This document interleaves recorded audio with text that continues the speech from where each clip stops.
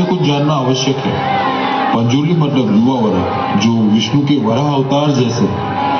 मानव सभ्यता के आरंभ में इस धरती पर फसल और जंगल की रक्षा करने के लिए भगवान शिव ने उनको माता पार्वती के कहने पे कैलाश पर्वत से निष्कासित करके धरती पे भेजा था। इसीलिए फसल की कटाई से पहले उनकी पूजा की जाती है और उस पूजा के दौरान जो नृत्य किया जाता है उसे भूता कोला कहते हैं। भूता मतलब देवी और कोला मतलब नृत्य।